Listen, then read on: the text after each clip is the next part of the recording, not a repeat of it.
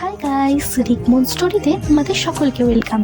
সেদিন ছিল 22শে সেপ্টেম্বর, রিকের জন্মদিন। তো আমি সকাল সকাল চলে গেছিলাম ওদের বাড়িতে। দেখো ওর মা কত রান্না করেছে, চিকেন বিরিয়ানি, মটন কষা, চিকেন কষা, ঝিঙে চিংড়ি, কাতলা কালিয়া, অনেক কিছু সব একা হাতে করেছে। দেখো তারপর রিককে খাবার থালা সব সাজিয়ে গুছিয়ে দেওয়া হয়েছে। এখন ওর মা ওকে খাইয়ে দিচ্ছে। এটা বিকেল বেলার দিকে আমি যতটুকু পেরেছি সাজিয়েছি। এরপর রিক ঘরে আসছে, আর রিকের ভাই আর একটা বন্ধু ও জন্মদিনে ইনভাইট ছিল। ও তো সাজানো দেখে অবাক, কি আছে গিফট সেটা খুলতেও খুব আগ্রহী। ও তো খুব অবাক হয়ে গেছে। এরপর ও কেক কাটতে বসে পড়লো।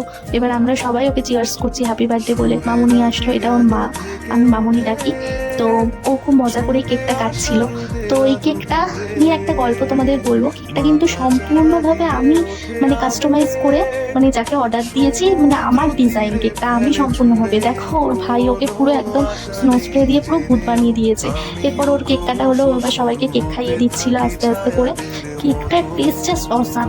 এই একটা শার্ট আর কুর্তা ওকে আমি গিফট করেছি, আর এইটা বানাতে গিয়ে আমার অনেকক্ষণ সময় লেগেছে। এটা আমি নিজের হাতে ওকে বানিয়ে দিয়েছি।